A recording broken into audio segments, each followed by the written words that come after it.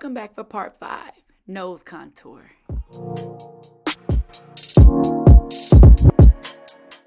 Ladies, are y'all having fun yet? Because I tell you what, I know I have been enjoying this series. I am enjoying the details. I am enjoying being able to slow things down, get really, really, really up close and in the nostrils for you, and show you just how things actually work with makeup.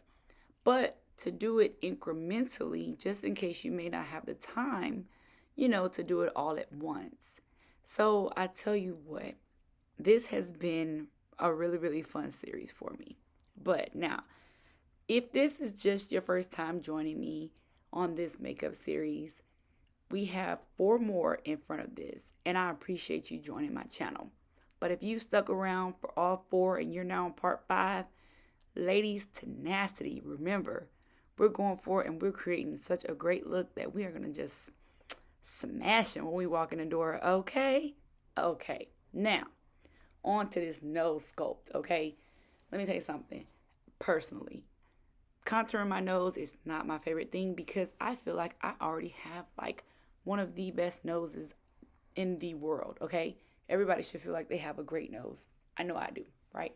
But in case you don't and you want to slim it down, look, this is what I do, right? I take my same contour, my NYX Born to Glow that I use for my contour, and I place it on the 2 sides, and I create me like a little triangular on the point, correct? And create me like a little V, like a little section there. And I use my my Morphe brush here. Yeah, I got that. That brush is probably about $5 maybe, and I'm sorry if I underestimated, but I will try to link it in the link above there.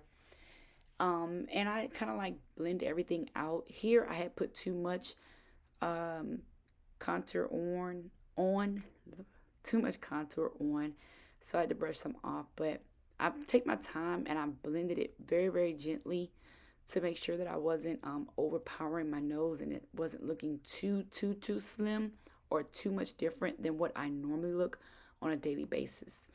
And then I took what you see here is my NARS Creamy Radiant concealer in the color Amande, which throughout this series, if you've been with me, you've noticed that I've used a couple of different concealers throughout this this series because each one of them for me does a different thing. I am on the darker side of the skin tones, so I choose to use several different shades of concealers just to make certain areas a little more prominent than others, okay? So whatever concealer you choose to use, once you use your actual contour or for your nose, just place it right down the middle once you create your sculpt, basically. And you just basically run that directly up the center of your face and back into that same area in which you placed your contour before. And then you can place a little bit of a setting powder back on top of it as you go. Okay, well, I'm sorry. I got ahead of myself. My apologies, ladies. But yeah, and you just blend that in very, very, very, very, very, very slow, very tenderly, right? And I'm just taking my brush and I'm making sure that any of the harsh lines from my contour previously is blended in because when I went up with that NARS Radiant Creamy Concealer, I kind of went high. So I just made sure everything was blended in. And right now, I'm just making sure it looks how I want it to look. So basically, you have a vision for how slim or how wide you want your nose to actually look. And that's what you create. Okay? Now, I couldn't find a actual setting powder that was dark enough for this, so I used Bare Minerals cocoa powder.